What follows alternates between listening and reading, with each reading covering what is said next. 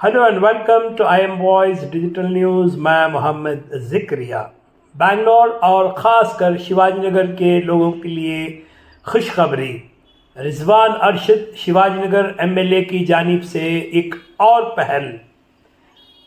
खदीम boring lady Curzon hospital में नए 500 bed की संगे बुनियाद। जी हाँ दोस्तों, बरोज़े चारशंबा 4 दिसंबर 2024 को शिवाजीनगर में वाक़े बोरिंग लेडी कर्जन हॉस्पिटल में 500 बेड हॉस्पिटल की संगे बुनियाद चीफ मिनिस्टर सिद्धरामैया के हाथों रखी गई।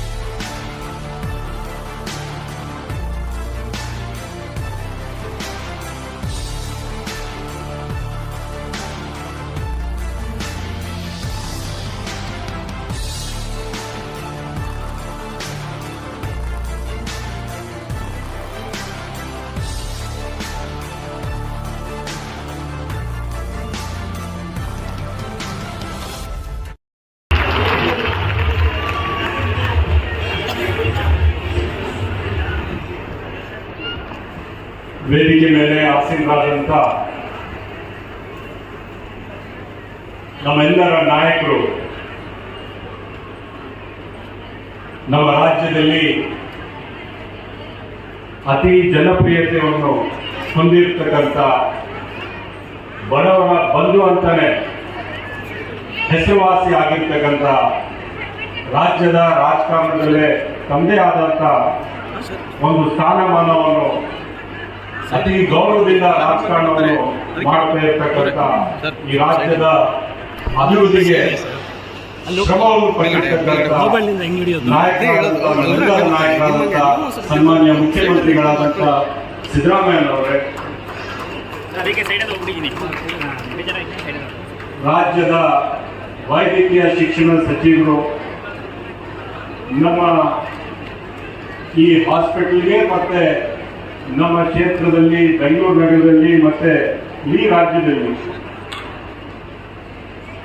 ಈ ಆರೋಗ್ಯ ವ್ಯವಸ್ಥೆಯನ್ನು ಇನ್ನೂ ಗಟ್ಟಿಗೊಳಿಸೋದಕ್ಕೆ ನಾವೆಲ್ಲರ ಪರವಾಗಿ ನಿಂತಿರ್ತಕ್ಕಂಥ ಸಚಿವರಾದಂಥ ಶರಣ್ ಪ್ರಕಾಶ್ ಪಾಟೀಲ್ ರವರೇ, ಹಿರಿಯರು, ಮಾಜಿ ಮಂತ್ರಿಗಳು, ಶಾಸಕರು ಹಾಗೂ ಸನ್ಮಾನ್ಯ ಮುಖ್ಯಮಂತ್ರಿಗಳ ರಾಜಕೀಯ ಕಾರ್ಯದರ್ಶಿಗಳಾದಂಥ ನಸೀರ್ ಅಹಮದ್ ರವರೇ, ಈ ಇಲಾಖೆಯ ಕಾರ್ಯದರ್ಶಿಗಳಾದಂಥ ಮೊಹಮ್ಮದ್ ಮೊಹಸಿನ್ ರವರೇ, ರಾಜೀವ್ ಗಾಂಧಿ ಯೂನಿವರ್ಸಿಟಿಯ ವೈಸ್ ಚಾನ್ಸಲರ್ ಆದಂಥ MK ರಮೇಶ್ ರವರೇ, ಬಾಲ್ಭವನ್ ಸಂಸ್ಥೆಯ ಚೇರ್ಮನ್ ಆದಂಥ BR ನಾಯ್ಡು ರವರೇ ಹಾಗೂ ಈ ಸಂಸ್ಥೆಯ ಡೈರೆಕ್ಟರ್ ಆಗಿ ಈ ಸಂಸ್ಥೆಯನ್ನು ಬಹಳ ಒಳ್ಳೆ ರೀತಿಯಲ್ಲಿ ನಡೆಸ್ತಾ ಇರ್ತಕ್ಕಂಥ ಡಾಕ್ಟರ್ ಮನೋಜ್ ರವರೇ, ಆತ್ಮೀಯ ಬಂಧುಗಳೇ, ಇದು ಒಂದು ಐತಿಹಾಸಿಕ ಕ್ಷಣ. ಬಹುಶಃ ಇಡೀ ಬೆಂಗಳೂರು ನಗರದಲ್ಲಿ ಮೊಟ್ಟ ಮೊದಲ ಆರೋಗ್ಯ ಸಂಸ್ಥೆ ಅಂತ ಹೇಳಿದ್ರೆ ಲೇಡಿ ಕರ್ಜನ್ ಮತ್ತೆ ಬೋರಿಂಗ್ ಹಾಸ್ಪಿಟಲ್. ಇದಕ್ಕೊಂದು ಇತಿಹಾಸ ಇದೆ. 1884ನೇ ಇಸ್ವಿಯಲ್ಲಿ ಈ ಆಸ್ಪತ್ರೆ ಪ್ರಾರಂಭ ಆಗಿತ್ತು. ಅದು ಮಿಲಿಟರಿ ಅವರಿಗೆ ಮಾತ್ರ ಪ್ರಾರಂಭ ಮಾಡಬೇಕು ಅಂತ ಆ ಕಾಲದಲ್ಲಿ 135 ವರ್ಷದ ಇತಿಹಾಸ ಆ ಕಾಲದಲ್ಲಿ ಪ್ರಾರಂಭ ಮಾಡಿದ್ರು. 1890ನೇ ಇಸ್ವಿಯಲ್ಲಿ ಈ ಹಾಸ್ಪಿಟಲ್ ಸಾರ್ವಜನಿಕರಿಗೆ ಅಂತ ಆ ಕಾಲದಲ್ಲಿ ಮೀಸಲಾಗಿ ಇತ್ತು. ಆ ಕಾಲದಿಂದ ಇವತ್ತುವರೆಗೂ ಸಾಮಾನ್ಯ ಜನರ ಆರೋಗ್ಯವನ್ನು ಕಾಪಾಡಬೇಕಾದ್ರೆ ಇಡೀ ಬೆಂಗಳೂರು ನಗರದಲ್ಲಿ ಯಾವ್ದಾದ್ರು ಒಂದು ಸಂಸ್ಥೆ ಮುಂಚೂಣಿಯಲ್ಲಿದೆ ಅಂದ್ರೆ ಅದು ಬೋರಿಂಗ್ ಹಾಸ್ಪಿಟಲ್, ಲೇಡಿ ಕರ್ಜನ್ ಮತ್ತೆ ಬೋರಿಂಗ್ ಹಾಸ್ಪಿಟಲ್. ಇಂಥ ಇತಿಹಾಸ ಇರ್ತಕ್ಕಂಥ ಐತಿಹಾಸಿಕವಾದಂಥ ಒಂದು ಸಂಸ್ಥೆ ಇವತ್ತು ಒಂದು ಹೊಸ ಇತಿಹಾಸವನ್ನು ನೋಡ್ತಾ ಇದೆ. ಸುಮಾರು 320 ಕೋಟಿ, ನನ್ಗೆ ಸರಿ ಗೊತ್ತಿಲ್ಲ, 297 ಕೋಟಿ, ಸುಮಾರು 300 ಕೋಟಿಯಷ್ಟು ಆ ವೆಚ್ಚದಲ್ಲಿ ಹೊಸ ಫೆಸಿಲಿಟೀಸ್ ಅನ್ನು ನಾವು ಇವತ್ತು ನಮ್ಮ ಮುಖ್ಯಮಂತ್ರಿಗಳಾದಂಥ ನಮ್ಮ ನಾಯಕರಾದಂಥ ಸಿದ್ದರಾಮಯ್ಯನವರ ಕೈಯಿಂದ, ಅವರ ಅಮೃತ ಹಸ್ತದಿಂದ ಇವತ್ತು ನಾವು ಪ್ರಾರಂಭ ಮಾಡ್ತಾ ಇದ್ದೀವಿ, ಶಂಕುಸ್ಥಾಪನೆಯನ್ನು ಮಾಡಿದ್ದೇವೆ. ಈ ವ್ಯವಸ್ಥೆಯಿಂದ ನಮ್ಗೆ ಎಷ್ಟು ಅನುಕೂಲವಾಗುತ್ತೆ ಅಂತ ನಾನು ಬರೀ ಈ ಭಾಷಣದಲ್ಲಿ ಅಥವಾ ನನ್ನ ಮಾತಲ್ಲಿ ಹೇಳಕ್ ಸಾಧ್ಯ ಇಲ್ಲ ಸರ್. ಇಲ್ಲಿ ಸುಮಾರು 1,500ರಿಂದ 2,000 ಜನ ದಿನನಿತ್ಯ ಬಂದು ತಮ್ಮ ಆರೋಗ್ಯವನ್ನು ತಪಾಸಣೆ ಮಾಡ್ಕೊತಾರೆ ದಿನನಿತ್ಯ. ಮತ್ತೆ ಸುಮಾರು 400 ಜನ ಇನ್ಪೇಷಂಟ್ ಆಗಿ ಅಡ್ಮಿಟ್ ಆಗ್ತಾರೆ ಪ್ರತಿ ದಿವಸ. ಮತ್ತೆ 106 ಜನ ಆಪರೇಷನ್ಗಳು ಮಾಡ್ಕೊತಾರೆ. ಯಾರು ಕೇಳೋರು ಇಲ್ಲ ಅಂತವ್ರು ಬರೋದೇ ಬೋರಿಂಗ್ ಹಾಸ್ಪಿಟಲ್. ಈ ಆರೋಗ್ಯ ವ್ಯವಸ್ಥೆ ಎಷ್ಟು ಕೆಟ್ಟೋಗಿದೆ, ಎಷ್ಟು ಕಮರ್ಷಿಯಲ್ ಆಗಿದೆ ಅಂದ್ರೆ ಬೇರೆ ಯಾವುದೇ ಹಾಸ್ಪಿಟಲ್ ಹೋಗಿದ್ರು ಸಹ, ಒಂದು ಸಣ್ಣ ಒಂದು ನರ್ಸಿಂಗ್ ಹೋಮ್ ಹೋದ್ರು ಸಹ ನಮ್ಮ ಜನ ಸಾವಿರಾರು ರೂಪಾಯಿ ಬಿಲ್ ಹಾಕ್ತಾರೆ, ಸಾವಿರಾರು ರೂಪಾಯಿ, ಲಕ್ಷಾಂತರ ರೂಪಾಯಿ ಬಿಲ್ ಹಾಕ್ತಾರೆ. ಮತ್ತೆ ಒಂದು ಆಪರೇಷನ್ ಆದ್ರೆ 2 ಲಕ್ಷ, 3 ಲಕ್ಷ, 5 ಲಕ್ಷ ಅಂತ ಕಡಿಮೆ ಈ ಪ್ರೈವೇಟ್ ಹಾಸ್ಪಿಟಲ್ ಬಿಲ್ ಮಾಡೋದಿಲ್ಲ. ಕೊನೆ ಪಕ್ಷ ಯಾರಾದ್ರೂ ತೀರೋದು ಸಹ ಬಾಡಿ ಕೊಡೋದಕ್ಕೂ ಕೂಡ 1-2 ದಿವಸ ಎಕ್ಸ್ಟ್ರಾನೇ ಇಟ್ಕೊಂಡು ದುಡ್ಡು ಕಟ್ಸ್ಕೊಂಡು ಪ್ರೈವೇಟ್ ಹಾಸ್ಪಿಟಲ್ಸ್ ಅವರು ಬಾಡಿ ಕೊಡ್ತಾರೆ. ಆ ವ್ಯವಸ್ಥೆ, ಆ ಮಟ್ಟಕ್ಕೆ ಆರೋಗ್ಯ ವ್ಯವಸ್ಥೆ ಕಮರ್ಷಿಯಲ್ ಆಗಿರ್ತಕ್ಕಂಥ ದಿನಗಳಲ್ಲಿ ಬೋರಿಂಗ್ ಹಾಸ್ಪಿಟಲ್ ಅಂತ ಸರ್ಕಾರಿ ವ್ಯವಸ್ಥೆಗಳು, ವಿಶೇಷವಾಗಿ ಬೋರಿಂಗ್ ಹಾಸ್ಪಿಟಲ್ ಒಂದು ಒಳ್ಳೆ ರೀತಿಯಲ್ಲಿ ನಾವು ಕೆಲಸ ಮಾಡ್ತಾ ಇದ್ದೀವಿ. ಮತ್ತೆ ಬಡವರಿಗೆ ವಿಶೇಷವಾಗಿ ಬಹಳ ಕಾಳಜಿಯಿಂದ, ಅನುಕಂಪದಿಂದ, ನಿಮ್ಮ ಮನಸ್ಸಲ್ಲಿ ಬಡವರಿಗೆ ಯಾವ ರೀತಿ ನೀವು ಪ್ರೀತಿ ವಿಶ್ವಾಸ ಇಟ್ಕೊಂಡು ನೀವು ಆಡಳಿತವನ್ನು, ಅಧಿಕಾರವನ್ನು ನಡೆಸ್ತಾ ಇದ್ದೀರಿ, ಅದೇ ರೀತಿ ಇಲ್ಲಿ ಕೆಲಸ ಮಾಡ್ತಾ ಇದ್ದೀವಿ ಸರ್. ನಿಮ್ಮ ದೊಡ್ಡ ಕೊಡುಗೆ ನಮಗೆ. ಹೋದ ಬಾರಿ ತಾವು ಮುಖ್ಯಮಂತ್ರಿಗಳಾದಾಗ ತಾವೇ ನಮಗೆ ಮೆಡಿಕಲ್ ಕಾಲೇಜನ್ನು ಸ್ಯಾಂಕ್ಷನ್ ಮಾಡಿಕೊಟ್ಟಿದ್ರು. ಬಹುಶಃ 2017ರಲ್ಲಿ ನೀವು ಪ್ರಾರಂಭ ಮಾಡಿರ್ತಕ್ಕಂಥದ್ದು ಕೆಲಸ ತಾವು ಮುಖ್ಯಮಂತ್ರಿಗಳು ಒಂದು ಅವಧಿಗೆ ಇರಲಿಲ್ಲ. ತಾವು ಮಾಡಿದ ಕೆಲಸ, ತಮ್ಮ ಕೊಡುಗೆ ಎಲ್ಲ ತಾವು ಇನಾಗ್ರೇಷನ್ ಮಾಡುವಾಗ, ಉದ್ಘಾಟನೆ ಮಾಡುವಾಗ ತಾವು ಇರಲಿಲ್ಲ ಆ ಕುರ್ಚಿಯಲ್ಲಿ. ಅದಕ್ಕೆ ಬೇರೆಯವರು, ಅಂದಿನ ಸರ್ಕಾರ ಯಾರಿದ್ರು ಅವರು ಇನಾಗ್ರೇಷನ್ ಮಾಡಿದ್ರು. ಸನ್ಮಾನ್ಯ ಅಟಲ್ ಬಿಹಾರಿ ವಾಜಪೇಯಿ ಅವರ ಹೆಸರು ಇಟ್ರು, ಸಂತೋಷ. ಆದ್ರೆ ಅಲ್ಲಿ ಅನುದಾನ ಕೊಟ್ಟಿದ್ದು ನೀವು ಈ ಹಾಸ್ಪಿಟಲ್ಗೆ ಒಂದು ಮೆಡಿಕಲ್ ಕಾಲೇಜ್ ಇರಬೇಕು ಅಂತ ಆ ಪದ್ಧತಿ ಇದ್ದಿದ್ದು ತಮ್ಮದು. ತಮ್ಮೆಲ್ಲರ ಜನರ ಪರವಾಗಿ ತಮಗೆ ನಾನು ಧನ್ಯವಾದಗಳನ್ನು ಹೇಳಕ್ಕೆ ಬಯಸ್ತಾ ಇದ್ದೀನಿ ಸರ್. ಅದರ ಜೊತೆಗೆ ತಾವು ಮತ್ತೆ ಡಾಕ್ಟರ್ ಶಂಕರಪ್ರಕಾಶ್ ಪಾಟೀಲ್ ಅವರು ನಮ್ಮ ಕ್ಷೇತ್ರಕ್ಕೆ ಅಲ್ಲ, ಬರೀ ಇಡೀ ಈಶಾನ್ಯ ಬೆಂಗಳೂರಿಗೆ ಒಂದು ಸೂಪರ್ ಸ್ಪೆಷಾಲಿಟಿ ಹಾಸ್ಪಿಟಲ್ ಇರಲಿಲ್ಲ. ನಾನು ತಮಗೆ ಬಂದು ಕೇಳ್ಕೊಂಡಾಗ ತಾವು ಮಾಡಿಕೊಡ್ತೀನಿ ಅಂತ ಹೇಳಿ ತಾವೇ ತಮ್ಮ ಕೈಯಿಂದ 2 ತಿಂಗಳ ಹಿಂದೆ ಆ ಸೂಪರ್ ಸ್ಪೆಷಾಲಿಟಿ ಹಾಸ್ಪಿಟಲ್ ನೀವು ಉದ್ಘಾಟನೆ ಮಾಡಿದ್ದೀರಿ. ಬಹಳ ಸಂತೋಷದಿಂದ ನಾನು ಇವತ್ತು ಹೇಳಕ್ಕೆ ಬಯಸ್ತಾ ಇದ್ದೀನಿ. 150ಕ್ಕಿಂತ ಹೆಚ್ಚಾಗಿ ಹಾರ್ಟ್ ಆಪರೇಷನ್ ಈಗಾಗಲೇ ಆಗುವುದಿಲ್ಲ ಸರ್. ಹೌದು, ಈಗಾಗಲೇ ಆಗಿ ಬಡವರು ಒಳ್ಳೆ ಆರೋಗ್ಯದಿಂದ ವಾಪಸ್ ಅವ್ರ ಮನೆಗೆ ಹೋಗಿದ್ದಾರೆ. ಯಾವ ಬಡವರು ಇಲ್ಲಿಂದ ಜಯದವಾಗೆ 2 ಗಂಟೆ ಈ ಟ್ರಾಫಿಕ್ ಅಲ್ಲಿ ಹೋಗ್ತಾ ಇದ್ರು, ಅವ್ರಿಗೆ 5 ನಿಮಿಷಕ್ಕೆ ನಮ್ಮ ಶಿವಾಜಿನಗರ್ ಸೂಪರ್ ಸ್ಪೆಷಾಲಿಟಿ ಹಾಸ್ಪಿಟಲ್ ಅಲ್ಲಿ ಅವ್ರಿಗೆ ಎಲ್ಲ ರೀತಿಯ ಚಿಕಿತ್ಸೆ ನಾವು ಅಲ್ಲಿ ಕೊಡ್ತಾ ಇದ್ದೀವಿ, ನಮ್ಮ ಸರ್ಕಾರದ ವತಿಯಿಂದ ಕೊಡ್ತಾ ಇದ್ದೀವಿ. ಅದರ ಜೊತೆಗೆ ತಾವು ಇವತ್ತು ಬಂದು ಇಷ್ಟು ಒಂದು ದೊಡ್ಡ ಪ್ರಾಜೆಕ್ಟ್ ಅನ್ನು ತಾವು ಪ್ರಾರಂಭ ಮಾಡ್ತಾ ಇದ್ದೀವಿ. ತಮ್ಮ ಅವಧಿಯಲ್ಲೇ ಇದು ಕೆಲಸ ಪೂರ್ಣವಾಗಿ ತಮ್ಮ ಕೈಯಿಂದಲೇ ಈ ಕಟ್ಟಡ ಉದ್ಘಾಟನೆ ಆಗಬೇಕು ಅಂತ ನಮ್ಮೆಲ್ಲರ ಆಸೆ ಇದೆ. ಅದೇ ರೀತಿ ಆಗುತ್ತೆ ಅಂತ ಭರವಸೆ ಕೂಡ ಇದೆ.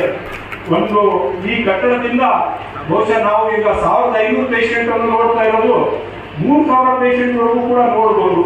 ಹನ್ನೊಂದು ಆಪರೇಷನ್ ಥಿಯೇಟರ್ ನಾವು ಮಾಡ್ತಾ ಇದ್ದೀವಿ ಇಲ್ಲಿ. ಮತ್ತೆ 60 ಬೆಡ್ ಐಸಿಯು ತುಂಬಾ ಡಿಮ್ಯಾಂಡ್ ಇದೆ.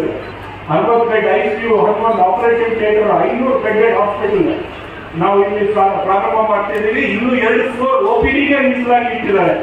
ಸೊ ಇಷ್ಟು ದೊಡ್ಡ ವ್ಯವಸ್ಥೆ ನಮ್ಮ ಏರಿಯಾಗೆ ಬಂದಿರತಕ್ಕಂಥದ್ದು, ಅದು ಒಂದು ಇತಿಹಾಸ ಇರ್ತಕ್ಕಂಥ ಒಂದು ಸಂಸ್ಥೆಗೆ, ಇಡೀ ಬೆಂಗಳೂರಿಗೆ ಮೊಟ್ಟ ಮೊದಲ ಆರೋಗ್ಯ ಕೇಂದ್ರ ಆಗಿರ್ತಕ್ಕಂಥ ಲೇಡಿ ಕರ್ಜನ್ ಮತ್ತೆ ಬೌರಿಂಗ್ ಹಾಸ್ಪಿಟಲ್ಗೆ ಅದು ತಮ್ಮ ಸಂಬಂಧ ಏನಿತ್ತು ಗೊತ್ತಿಲ್ಲ, ಪದೇ ಪದೇ ತಮ್ಮ ಕೈಯಿಂದಾನೇ ಬೌರಿಂಗ್ ಹಾಸ್ಪಿಟಲ್ಗೆ ಏನೇ ಒಂದು ಸಹಾಯ ಆಗಿದ್ರು, ನಮ್ಮ ಏರಿಯಾಗೆ ಏನೇ ಒಂದು ಡೆವಲಪ್ಮೆಂಟ್ ಆಗಿದ್ರು ಸನ್ಮಾನ್ಯ ಸಿದ್ದರಾಮಯ್ಯ ಅವರ ಅಮೃತ ಹಸ್ತದಿಂದಲೇ ಆಗಿದೆ. ಅದು ನಮ್ಮ ಪುಣ್ಯ. ಮತ್ತೆ ತಮಗೆ ಧನ್ಯವಾದಗಳನ್ನು ಹೇಳ್ತಾ ಈ ಕೆಲಸಕ್ಕೆ ನಾವೆಲ್ಲರೂ ಸಹಕಾರ ಕೊಡಬೇಕು. ಯಾಕಂದ್ರೆ ಈಗ ಮೇನ್ ಗೇಟ್ ಇನ್ನು 2.5 ವರ್ಷ 3 ವರ್ಷ ಕೆಲಸ ಪೂರ್ಣ ಆಗುವವರೆಗೂ ಮೇನ್ ಗೇಟ್ ನಾವು ಕ್ಲೋಸ್ ಮಾಡಿರ್ತೀವಿ. ಹಿಂದಿನ ಭಾಗದಿಂದಾನೇ ಮೇನ್ ಗೇಟ್ ಆಗಿರ್ತದೆ. ಸೊ ಅದು ಬಹಳ ಕಮರ್ಷಿಯಲಿ ಬಿಸಿ ಇರ್ತಕ್ಕಂಥ ಏರಿಯಾ. ತಾವು ಇಲ್ಲಿ ಇರ್ತಕ್ಕಂಥ ಲೋಕಲ್ ಜನ, ಯಾರು ಲೋಕಲ್ ಲೀಡರ್ಸ್ ಇದ್ದೀರಿ, ನಿಮ್ಮ ಜವಾಬ್ದಾರಿ ಅಲ್ಲಿಂದಾನೇ ಆಂಬ್ಯುಲೆನ್ಸ್ ಬರಬೇಕು, ಅಲ್ಲಿಂದಾನೇ ಪೇಷಂಟ್ಸ್ ಬರಬೇಕು, ಅಲ್ಲಿಂದಾನೇ ಎಲ್ಲ ಆಪರೇಷನ್ ಆಗಬೇಕು. ಅವ್ರಿಗೆ ಸಂಪೂರ್ಣವಾದಂತ ಸಹಕಾರ ನಾವು ಕೊಡಬೇಕು. ಯಾವ ಆಂಬ್ಯುಲೆನ್ಸ್ ಬಂದು ನಿಂತೋಯ್ತು, ಪೇಷಂಟ್ಸ್ಗೆ ತೊಂದರೆ ಆಗಿದೆ ಅಂತ ಯಾವುದೇ ಒಂದೇ ಒಂದು ಮಾತು ಆಚೆ ಬಂದ್ರೆ ಶಿವಾಜಿನಗರ ಏರಿಯಾಗೆ ಒಂದು ಕಪ್ಪು ಚುಕ್ಕೆ ಆದಂಗೆ. ಅದು ಆಗದೆ ಇದ್ದಂಗೆ ನಾವೆಲ್ಲರೂ ನೋಡ್ಕೋಬೇಕು ಅಂತ ಹೇಳ್ತಾ ಮತ್ತೊಮ್ಮೆ ಡಾಕ್ಟರ್ ಶಿವಪ್ರಕಾಶ್ ಪಾಟೀಲ್ ಅವರಿಗೆ ಮತ್ತೆ ನಮ್ಮ ನಾಯಕರಾದಂತ ಸಿದ್ದರಾಮಯ್ಯನವರ ಇವತ್ತು ಅವರ ಕೈಯಿಂದ ನಾವು ಏನು ಕೆಲಸ ಪ್ರಾರಂಭ ಮಾಡಿದ್ದೀವಿ, ನಿಶ್ಚಿತವಾಗೂ ಅವ್ರ ಕೈಯಿಂದ ಯಾವುದೇ ಕೆಲಸ ಪ್ರಾರಂಭ ಆಗಿದ್ರು ಅದು ಯಶಸ್ವಿ ಆಗಿದೆ.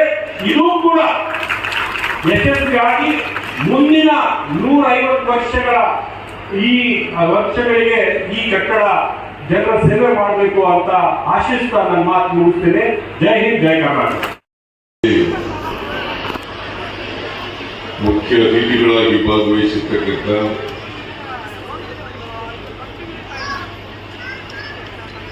ರಾಜ್ಯ ಸರ್ಕಾರದ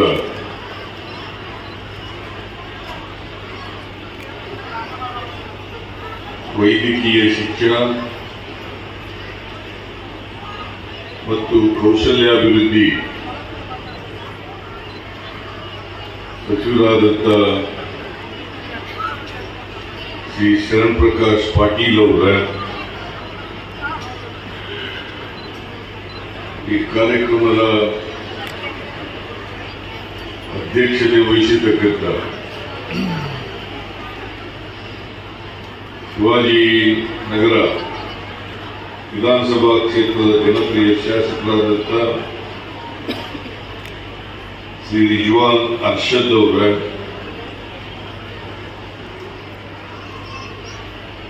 ಮುಖ್ಯಮಂತ್ರಿಗಳ ರಾಜಕೀಯ ಕಾರ್ಯದರ್ಶಿಗಳಾದಂಥ ಶ್ರೀ ನಸೀರ್ ಅಹಮದ್ ಅವರ,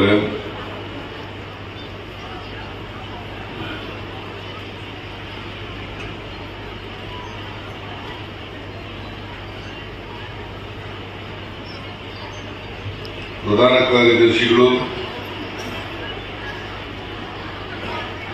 ವೈದ್ಯಕೀಯ ಶಿಕ್ಷಣ ಇಲಾಖೆಯ ಭಾಗವಹಿಸಿರ್ತಕ್ಕಂಥ ಆತ್ಮೀಯ ಸೋದರ ಸೋದರಿಯರೇ,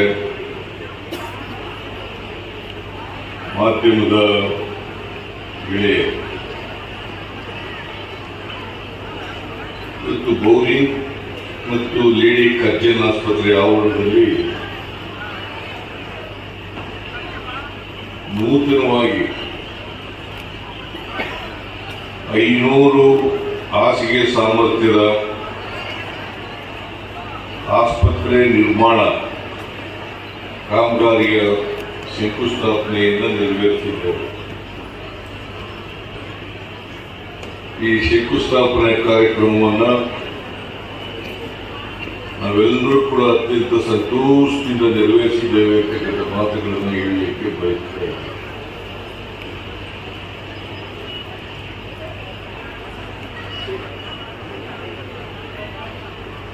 ಬೌರಿಂಗ್ ಮತ್ತು ಲೇಡಿ ಕರ್ಜನ್ ಆಸ್ಪತ್ರೆ ಈಗಾಗಲೇ ರಿಜ್ವಾನ್ ಅರ್ಷದ್ ಅವರು ಹೇಳದಂತೆ ಬಹಳ ದೀರ್ಘ ಇತಿಹಾಸವನ್ನು ಹೊಂದಿರತಕ್ಕಂಥ ಆಸ್ಪತ್ರೆ. ನಾನು ಅದ್ರ ಬಗ್ಗೆ ಮಾತಾಡಕ್ಕೆ ಹೋಗಲ್ಲ.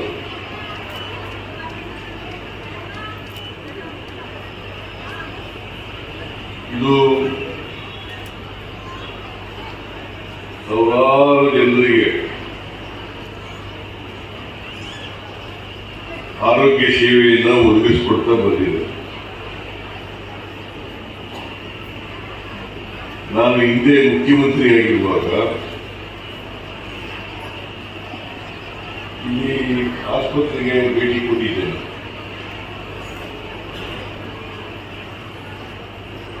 ಆ ಭೇಟಿ ಕೊಟ್ಟಂತ ಸಂದರ್ಭದಲ್ಲಿ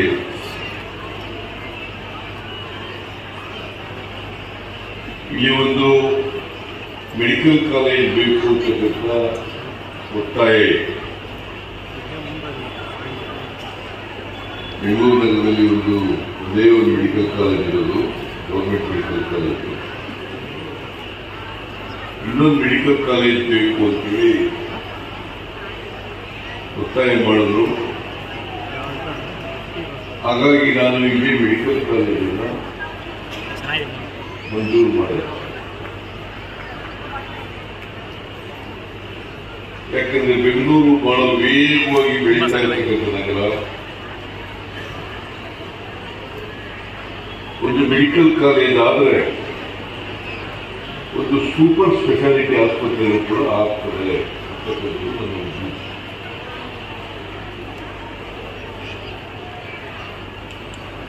ಸೂಪರ್ ಸ್ಪೆಷಾಲಿಟಿ ಆಸ್ಪತ್ರೆ ಆದರೆ ಸಾಮಾನ್ಯ ಜನರಿಗೆ, ಬಡವರಿಗೆ, ದಲಿತ ವರ್ಗದ ಜನರಿಗೆ ಅದರಿಂದ ಬಹಳಷ್ಟು ಉಪಕಾರ ಆಗ್ತದೆ ಅಂತೇಳಿ ನಾನು ಯೋಚನೆ ಮಾಡಿ ಇಲ್ಲಿ ಒಂದು ಮೆಡಿಕಲ್ ಕಾಲೇಜನ್ನು ಮಂಜೂರು ಮಾಡಿದೆ. ಅದರ ಉದ್ಘಾಟನೆಗೆ ನಾನು ಇರಲಿಲ್ಲ. ಇವತ್ತು ಬಹಳ ಸುಸಜ್ಜಿತವಾದಂಥ ಒಂದು ಮೆಡಿಕಲ್ ಕಾಲೇಜ್ ಆಗಿದೆ. ನನಗೆ ಸುಮಾರು 2-3 ತಿಂಗಳಿಂದ ವಿಶ್ವನ ವರ್ಷದವರು ಈಗ ಅಡಿಗಲ್ ಹಾಕಬೇಕು ಆಸ್ಪತ್ರೆಗೆ ಅಂತೇಳಿ ಒತ್ತಾಯವನ್ನು ಮಾಡ್ತಾ ಇದ್ದಾರೆ.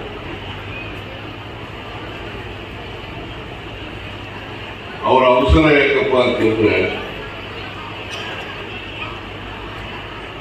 ಶಂಕುಸ್ಥಾಪನೆ ಮಾಡಿದ್ರೆ ಮೆಡಿಕಲ್ ಕಾಲೇಜು ಆಮೇಲೆ ಆಸ್ಪತ್ರೆ ಪ್ರಾರಂಭ ಆಗ್ತದೆ. ಆಸ್ಪತ್ರೆ ಜಲ್ದಿ ಮುಗಿದು ಸಾರ್ವಜನಿಕರಿಗೂ ಉಪಯೋಗ ಆಗ್ತದೆ ಅದು ಒತ್ತಾಯ. ಹಾಗಾಗಿ ಇವತ್ತು ಈ ಭಾಗದಲ್ಲಿ ಒಂದು ಮೆಡಿಕಲ್ ಕಾಲೇಜು, ಒಂದು ಆಸ್ಪತ್ರೆ, ಈಗಾಗಲೇ ಬೋರಿಂಗ್ ಮತ್ತು ಕರ್ಜನ್ ಆಸ್ಪತ್ರೆ, ಲೇಡಿ ಕರ್ಜನ್ ಆಸ್ಪತ್ರೆ 100 ವರ್ಷಗಳಿಗೂ ಹೆಚ್ಚು ಕಾಲದಿಂದ ಕೆಲಸ ಮಾಡ್ತಾ ಇದೆ. ಈ ಭಾಗದಲ್ಲಿ ಆರೋಗ್ಯ ಸೇವೆಯನ್ನು ಮಾಡ್ತಾ ಇದೆ, ಉತ್ತಮವಾದ ಕೆಲಸಗಳು ಕೂಡ ಮಾಡ್ತಾ ಇದೆ. ಸೂಪರ್ ಸ್ಪೆಷಾಲಿಟಿ ಆಸ್ಪತ್ರೆ ಬೇಕಾಗಿದೆ. ಸೂಪರ್ ಸ್ಪೆಷಾಲಿಟಿ ಆಸ್ಪತ್ರೆ ಬೇಕಾಗಿದೆ. ನಾನು ಮೊನ್ನೆ ಒಂದು ಚಟ್ಟ ಆಸ್ಪತ್ರೆ ಉದ್ಘಾಟನೆ ಮಾಡಿದೆ. ಅದನ್ನು ಕೂಡ ವಿದ್ವಾನ್ ಅರ್ಷದ್ ಅವರ ಒತ್ತಾಯದ ಮೇಲೆ ಮಾಡಿದೆ. ಅದರಿಂದ ಈಗಾಗಲೇ ಹೇಳಿದರೆ ಬಹಳಷ್ಟು ಜನರಿಗೂ ಉಪಯೋಗ ಆಗುತ್ತೆ. ಸರ್ಕಾರಿ ಆಸ್ಪತ್ರೆಯಲ್ಲಿ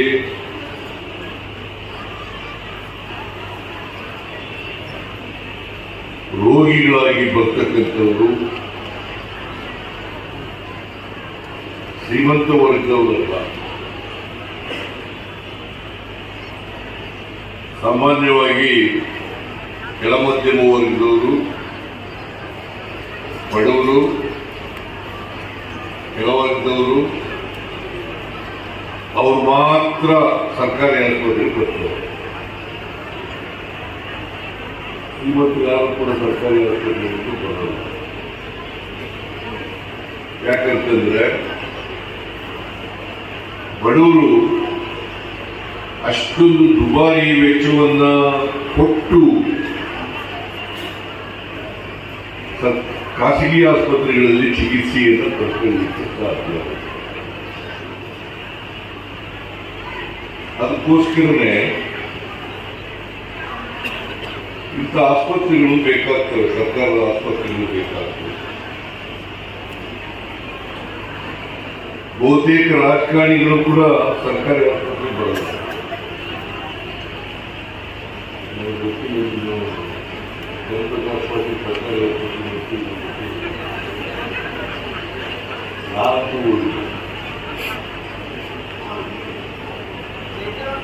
ಯಾಕೆಂದ್ರೆ ನಾನು ಸೆಂಟ್ ಹಾಕಿಸ್ಕೊಂಡಿದ್ದೀನಿ. ಡೆಲ್ಲಿನಲ್ಲಿರ್ತಕ್ಕಂಥ ಎಸ್ಕಾನ್ ಆಸ್ಪತ್ರೆಗೂ ಹಾಕಿಸ್ಕೊಂಡಿದ್ದ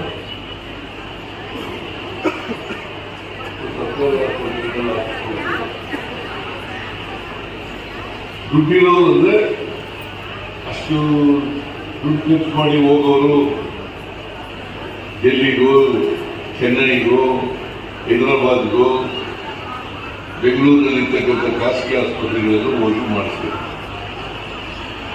ಬಡವರು ಎಲ್ಲಿ ಹೋಗ್ಬೇಕು? ಅಷ್ಟು ದುಡ್ಡಿನಿಂದ ತರ್ತಾರೆ. ಅವ್ರು ಬದುಕಬೇಕಲ್ಲ. ಸಂವಿಧಾನದಲ್ಲಿ ಬಹಳ ಸ್ಪಷ್ಟವಾಗಿ ಹೇಳಿದ್ದೀವಿ, ಎಲ್ಲರಿಗೂ ಬದುಕ್ತಕ್ಕಂಥ, ಜೀವಿಸ್ತಕ್ಕಂಥ ಹಕ್ಕಿದೆ. ಸಂವಿಧಾನದಲ್ಲಿ ಬಹಳ ಸ್ಪಷ್ಟವಾಗಿ ಪ್ರತಿಯೊಬ್ಬರಿಗೂ ಕೂಡ ಈ ದೇಶದಲ್ಲಿ 140 ಕೋಟಿಗೂ ಹೆಚ್ಚು ಜನಸಂಖ್ಯೆ ಇದೆ. ಕರ್ನಾಟಕದಲ್ಲಿ 7 ಕೋಟಿ ಜನ ಇದ್ದಾರೆ. 7 ಕೋಟಿ ಜನರು ಕೂಡ ಬದುಕಿಯವರ ಆರೋಗ್ಯವನ್ನು ರಕ್ಷಣೆ ಮಾಡ್ಕೋಬೇಕಲ್ಲ. ಇವತ್ತಂತೂ ನಮ್ಮ ಜೀವನ ಶೈಲಿಯಿಂದ ಅನೇಕ ರೋಗಗಳನ್ನ ನಾವೇ ಆ ರೋಗ ಬರೋ ರೀತಿಯಲ್ಲಿ ಮಾಡ್ಕೋತೀವಿ.